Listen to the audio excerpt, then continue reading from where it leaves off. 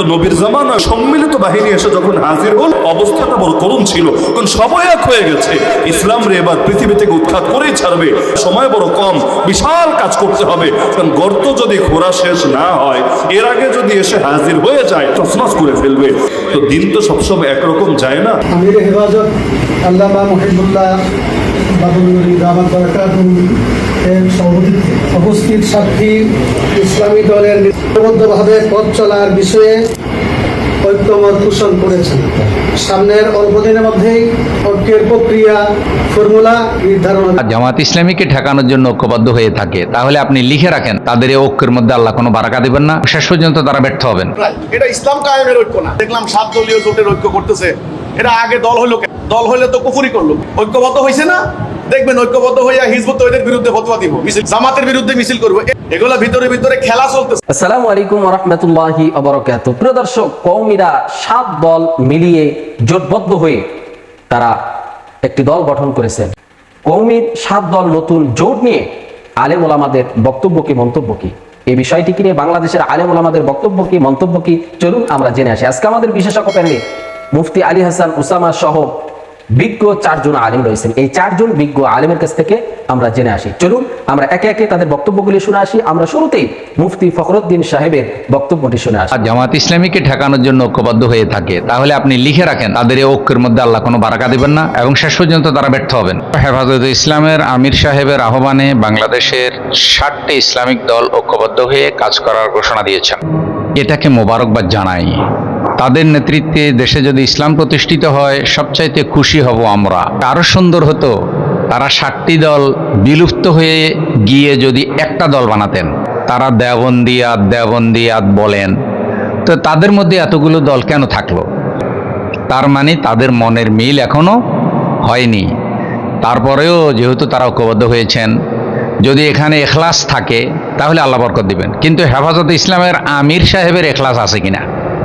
উনি নির্বাচনের আগে যে বিএনপিকে ভোট দেওয়ার জন্য পুরো জাতিকে আহ্বান জানালেন, এবং বিএনপি তো একটা ধর্মনিরপেক্ষ দল, একটা জাতীয়তাবাদী দল যার গঠনতন্ত্রের মধ্যে কাছে আছে, এবং যারা ইতিমধ্যে বাংলাদেশে অনেক পাপাচার করেছেন, অনেক পাপের কাজ যাদের মাধ্যমে হয়েছে, ভালো কাজও হয়েছে, কিন্তু পাপগুলার ভাগিয়ে তো হেফাজতে ইসলামের আমির সাহেবকে হতে হবে, তাই না? হেফাজতে ইসলামের বর্তমান আমির তিনি নিজে নিরপেক্ষ নন, এবং তার নিজের ইমান আকীদা হেফাজত আছে কিনা, তাহলে তিনি 60টি দলকে ঐক্যবদ্ধ করে ইসলাম প্রতিষ্ঠার জন্য নেতৃত্ব দিতে পারবেন।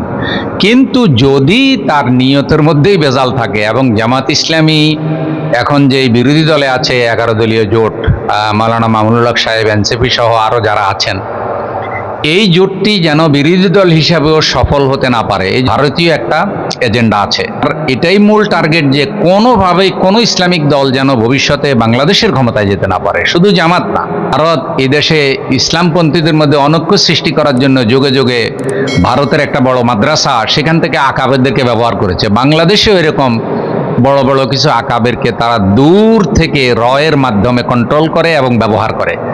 এটাই অবধারিত সত্য কথা। যারা রাজনৈতিক বিশ্লেষক তারা এটা বলেন যে কোনোভাবে ভারত চায় না যে বাংলাদেশে ইসলামপন্থী দলগুলো ঐক্যবদ্ধ হোক।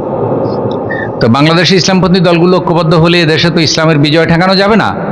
হেফাজত ইসলাম সহ 7 দলীয় জোট যারা হচ্ছেন, এখন তারা যদি জামাত ইসলামী সহ ঐক্যবদ্ধ হন, তাহলে তো আর এদেশে ইসলামের বিরোধিতা করার মতো ওই সাধারণ দলগুলি ছাড়া আর কেউ রইল না। তো সাধারণ দলগুলি বিরোধিতা করলে তো এই জাতি তাদের বিরোধিতা গ্রহণ করবে না।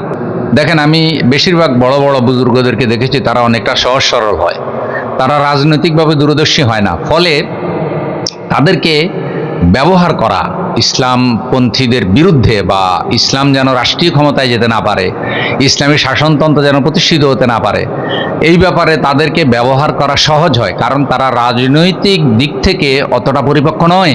যদি এরা জামাত ইসলামীকে ঠেকানোর জন্য ঐক্যবদ্ধ হয়ে থাকে, তাহলে আপনি লিখে রাখেন তাদের এই ঐক্যের মধ্যে আল্লাহ কোনো বারাকা দিবেন না, এবং শেষ পর্যন্ত তারা ব্যর্থ হবেন এবং জাতিকে হতাশ করবেন। এটা প্রমাণ হয়ে গেছে যে তাদের টার্গেট হলো মামুনুল হক সাহেবকে 11 দলীয় জোট থেকে বের করে নেওয়া। আচ্ছা, আপনারা বলুন, মামুনুল হক সাহেব 11 দলীয় জোটে থাকাতে কি ক্ষতি হয়েছে? মামুনুল হক সাহেব তো আর জামাত হয়ে যায় নাই, জামাতও আর মামুনুল হক সাহেব হয়ে যায় নাই। এই মামুনুল হক সাহেবের কয়েকজন লোক এমপি হতে পেরেছেন, তিনি রাজনৈতিকভাবে এখনো খুব গুরুত্বপূর্ণ অবস্থানে আছেন, কাজ করছেন। এবং তারা যদি সবাই ঐক্যবদ্ধ হয়ে জামাত সহ ইলেকশন করতেন তাহলে হয়তো আসন আরও বাড়ত। কিন্তু তারা নিজেরা যদি এভাবে ঐক্যবদ্ধ হয়ে আলাদা ইলেকশন করতেন তাহলে একটা সিটও পাইতেন কিনা সন্দেহ। তাদের কোনো কোনো বুজুর্গ যে বলছেন মনে হয় 20-25টা সিট পেত, এটা হলো রাজনৈতিক অপরিপক্কতা, অদক্ষতা কথা। কারণ এটা যদি হতো তাহলে চরমনাইর ফির সাহেব যে এতগুলো আসনে ইলেকশন করলেন, কি হয়েছে? একটা সিট তিনি পেয়েছেন ওই সেই বরগুনার দিকে। ঐক্যবদ্ধ হতে পারলেই বরকত বেশি হয়, আর ঐক্যবদ্ধ না হওয়ার জন্যই ওনাদেরকে ঐক্যবদ্ধ করছে, জামাতের বিরুদ্ধে কাজে লাগাচ্ছে। যদি ওনারা সব এক হয় আর জামাতের বিরুদ্ধে ওনাদের এই ফতুয়া চালাইতে থাকে, তাহলে আপনারা বলেন দেশে ইসলামপন্থীরা ক্ষমতায় যেতে পারবে? পারবে না। তাই পীর হও, খানকা চালাও, মাহফিল করো, আর তোমরা ধর্মকর্ম নিয়ে থাকো, রাষ্ট্র পরিচালনার দিকে তাকাইও না। আর জামাত, এজন্যই তারা জামাত থেকে এদেরকে বিচ্ছিন্ন করে রাখতে চায়। ওই সম্মিলিত বাহিনী এসে যখন হাজির হলো, অবস্থাটা বড় করুণ ছিল, কারণ সবাই এক হয়ে গেছে। ইসলাম রে এবার পৃথিবী থেকে উৎখাত করেই ছাড়বে, বিশাল কাজ করতে হবে। কারণ গর্ত যদি খোঁড়া শেষ না হয়, এর আগে যদি এসে হাজির হয়ে যায়, গোটা মদিনারই তছনছ করে ফেলবে। এখন কাজ যেহেতু করতে হচ্ছে অনেক বেশি, সময় কম, তার কারণে বাধ্য হয়ে না খেয়ে কাজ চালাতে হচ্ছে। এক পর্যায়ে শরীর তো আর চলেই না। সাহাবীরা এক পর্যায়ে বাধ্য হলে নিজেদের পেটে পাথর বাঁধতে, যখন ওখানেও আর টিকতে পারছেন না, পাথর বেঁধেও কোমর সোজা থাকে না, কাজ চলে না, তখন এসে বাধ্য হয়ে হাজির হলেন নবীজির কাছে। ইয়া রাসূলুল্লাহ, এই অবস্থায় অন্তত একটু দোয়া করেন না আল্লাহর কাছে। আল্লাহ তো চাইলে সবই পারে, আল্লাহ যাতে আমাদের উপর একটু বিশেষ রিজিকের ব্যবস্থা করে। একদম পেট খুলে দেখিয়ে দিল, ইয়া রাসূলুল্লাহ দেখেন পেটে পাথর বাঁধা, তারপর তো শরীর চলে না, তারপর তো কাজ করতে পারি না। আল্লাহ রাসূল সাল্লাল্লাহু আলাইহি ওয়াসাল্লাম কি বলে সান্ত্বনা দিবেন? তিনিও নিজের পেট থেকে কাপড়টা সরালেন। সাহাবীরা দেখলেন তাদের পেটে একটা করে পাথর বাঁধা, আমার নবীর পেটে দুইটা পাথর বাঁধা। তো দিন তো সবসময় একরকম যায় না। আল্লাহ রাসূল সাল্লাল্লাহু আলাইহি ওয়াসাল্লামের সব দিনও তো একরকম ছিল না। ওই বদরের ময়দানে এসে আবু জাহাল যে শুধু ভয় পেয়েছে তা না, আল্লাহ রাসূল পর্যন্ত সিজদায় লুটিয়ে পড়ে আল্লাহকে কেঁদে কেঁদে বলছে, আল্লাহুম্মা ইন তাহলিক হাযিহিল ইসরাবাতু মিন আহলিল ইসলাম লাম তু'বাদ ফিল আরদ। হে আল্লাহ, আজকে যদি মুসলমানদের এই ক্ষুদ্র কাফেলা শহীদ হয়ে যায়, এই পৃথিবীতে আর কোনোদিন আপনার ইবাদত হবে না। কে করবে আপনার ইবাদত? ইবাদত করার আর কেউ বাকি থাকবে না। যেটা আমাকে দান করেন, আমাকে সাহায্য করেন, আমাকে বিজয়ী করেন, আলহামদুলিল্লাহ, এমন বিজয়ী করলেন, হাজার হাজার ফেরেশতার বাহিনী পাঠিয়ে দিলেন। ফেরেশতা তো একটা পাঠালেই চলে, বেশি লাগে তো, একটা পাঠিয়ে দিলেই চলে। এক এক ফেরেশতার সাইজ কি!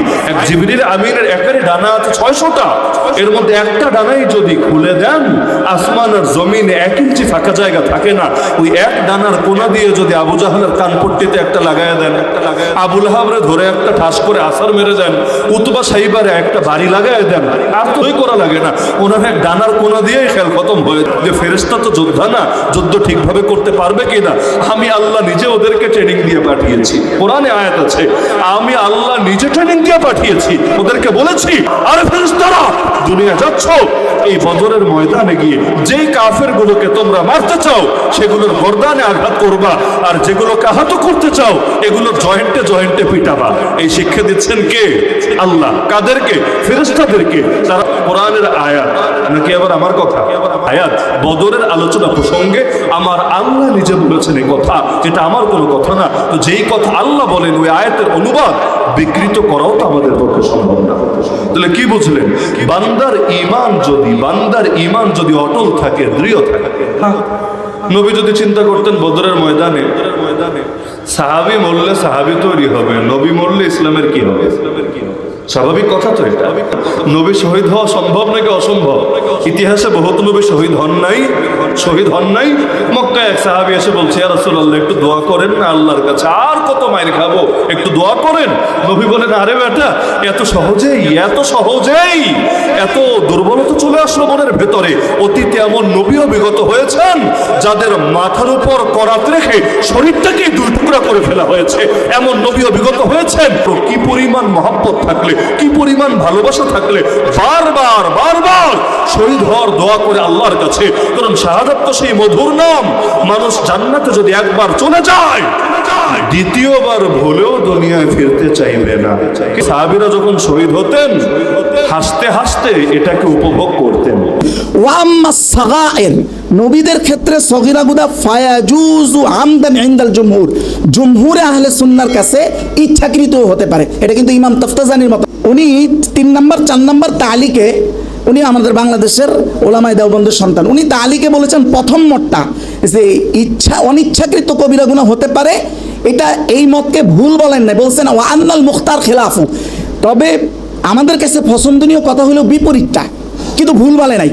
2 নম্বর ইমাম তাফতাজানি যে বলেছেন অধিকাংশ আহলে সুন্নাহর মতে নবীদের দ্বারা ইচ্ছাকৃত সগীরা হতে পারে, এটা ইমাম তাফতাজানির বক্তব্য। এই 2টা মত খেয়াল রাখেন, এটা যদি ইমাম তাফতাজানি না বলে এটা সাইদ আবুল আলা মওদুদি বলতো, এতদিনে প্রতি সপ্তাহে ভারতবর্ষ একবার এভাবে উল্টায় দেওয়া হইতো। হ্যাঁ, যে ইমাম তাফতাজানির এই আমরা আকিদার ইমাম শুধু মানি না, ওনার আকিদার কিতাবে আমাদের একাডেমিতে সেই ইমাম তাফতাজানি এই কথা বলছেন, যেই কথা সাইদ আবুল আলা মওদুদি বলেন নাই। দরকার আমাদের আসলে অধিকাংশ ছাত্ররা, আমাদের আহলে দেওবন্দের ছাত্র আমরা যারা আছি, এরা জানেও না নবীদের শরীয়ী সিদ্ধান্ত দেওয়ার ক্ষেত্র যে 2টা, একটা 1 নম্বর হলো ওয়াহি, 2 নম্বর ইজতিহাদ। এটা কিন্তু অধিকাংশ জানে না। কেন জানে না এবার একটু বলি মাঝখান দিয়ে। আমি যে প্রথম বললাম আকিদার চশমা হাতে দেওয়া হয়, আমাদেরকে পড়তে দেওয়া হয় না, এটা একটা সত্য কথা। দেখেন, মূল আলোচনা, আকিদার সুস্পষ্ট আলোচনা যেখান থেকে শুরু, ওখান থেকে কওমি মাদ্রাসায় পড়ানো হয় না। এটা ইসলাম কায়েমের ঐক্য না। ওদের যে ঐক্য দেখলাম 7 দলীয় জোটের ঐক্য করতেছে, এটা আগে দল হইলো কেন? দল হইলে তো কুফরি করলো, ঐক্যবদ্ধ হয়েছে না? দেখবেন ঐক্যবদ্ধ হইয়া হিজবুত তওহীদের বিরুদ্ধে ফতোয়া দিব, মিছিল করবো, জামাতের বিরুদ্ধে মিছিল করবো। এগুলা হলো রাজনৈতিক ঐক্য, এগুলা ভিতরে ভিতরে খেলা চলতেছে, খেলা। এখন কওমি মাদ্রাসার অনেক দল হয়ে গেছে না, মজলিস, আন্দোলন, তো এগুলা ঐক্য আমি মনে করি দিন কায়েমের ঐক্য না, এগুলা হলো দিন প্রতিষ্ঠার ঐক্য না, নিঃস্বার্থভাবে মানবতার কল্যাণে আল্লাহর জমিনে আল্লাহ দিন কায়েমের ঐক্য না। এগুলা নানান স্বার্থ সংশ্লিষ্ট না, আমি প্রিডিকশন করতেছি না। এরা ঐক্যবদ্ধ হইয়া আমাদের বিরুদ্ধে নামবে আর জামাতের বিরুদ্ধে নামবে, এই হলো এদের ঐক্য। এই ছাড়া আমি আর কোনো লক্ষণ। প্রিয় দর্শক, এতক্ষণ আমরা শুনছিলাম বাংলাদেশের বিজ্ঞ 4 জন আলেমের কাছ থেকে যে কওমি নতুন 7 দলের জোট নিয়ে বাংলাদেশের আলেম ওলামাদের বক্তব্য কি, মন্তব্য কি আমরা শুনছিলাম এতক্ষণ। প্রিয় দর্শক, আমরা বিস্তারিত বিজ্ঞ আলেম ওলামাদের কাছ থেকে শুনেছি। প্রিয় দর্শক, আসলে এই আলেম ওলামাদের হিংসা, বিদ্বেষ, কাদা ছড়াছড়ি এই সমাজ থেকে কবে যাবে আমরা জানি না, তবে আল্লাহ তাআলার কাছে দোয়া করি আল্লাহ তাআলা সকল আলেম ওলামাদেরকে যেন এক কাতারে কবুল করেন। প্রিয় দর্শক, আসলে এখানে জামাত ইসলামকে ঠেকানোর জন্য যদি তাদের এই জোট হয়ে থাকে, তাহলে বিজ্ঞ আলেম ওলামাগণ বিস্তারিত বলেছেন যে হয়তোবা আল্লাহ তাআলা তাদের এই দল বা এই জোটের মধ্যে আল্লাহ তাআলার বরকত থাকবে না। অথচ একটা সময় শাইখুল হিন্দ আল্লামা মাহমুদুল হাসান সাহেবের নেতৃত্বে বাংলাদেশে একটা সময় শিয়া সম্প্রদায়ের সাথেও পর্যন্ত জোট করা হয়েছিল ইসলামকে সামনে এগিয়ে নেওয়ার জন্য। আরো যেগুলো প্রেরণবী আছে আহলে হাদিস বলে, তাদের সঙ্গেও জোটবদ্ধ হয়েছিলেন। কিন্তু আজকে আমাদের সমাজে কিছু কিছু আলেম এমন ভাবে ফাটল ধরিয়েছেন যে আলেম ওলামারা ছোট্ট ছোট্ট দলে বিভক্ত হয়ে যাচ্ছে। কোন স্বার্থে বিভক্ত হয়ে যাচ্ছে আমাদের জানা নেই, তবে আল্লাহ তাআলার কাছে দোয়া করি আমাদের সকল আকাবির আলেমদেরকে আল্লাহ যেন হেদায়েত নসিব করেন, এবং আমাদের যদি কোনো ভুল হয়ে থাকে আল্লাহ তাআলা আমাদেরকে যেন সহি বুঝ এবং হেদায়েত দান করেন। আল্লাহ তাআলা আমাদের সবাইকে যেন সঠিক পথে যেন পরিচালিত করেন। হিংসা বিদ্বেষ থেকে আল্লাহ তাআলা আমাদের সবাইকে যেন হেফাজত করেন এবং আমাদের সবাইকে যেন দূরে রাখেন। প্রিয় দর্শক, আমরা এখানে বিজ্ঞ 4 জন আলেমের কথাগুলি শুনলাম। এই 4 জন বিজ্ঞ আলেমের মধ্যে থেকে যার কথাগুলি কোরআন ও হাদিসের দলিল ভিত্তিপূর্ণ হবে, আমরা তার কথাটাই, তার মতটাই গ্রহণ করে নেব ইনশাআল্লাহ। আল্লাহ তাআলা আমাদের সবাইকে যেন কোরআন ও হাদিসের সহি পথে, সঠিক পথে আমাদেরকে যেন পরিচালিত করেন। প্রিয় দর্শক, আমরা একেবারে ভিডিও শেষ প্রান্তে চলে এসেছি। আমি মিনারুল ইসলাম আজকের মতো এখানেই বিদায় নিচ্ছি। দেখা হবে অন্য কোনো ভিডিওতে। সে পর্যন্ত সকলে ভালো থাকবেন, সুস্থ থাকবেন। আসসালামু আলাইকুম ওয়া রাহমাতুল্লাহি ওয়া বারাকাতুহু।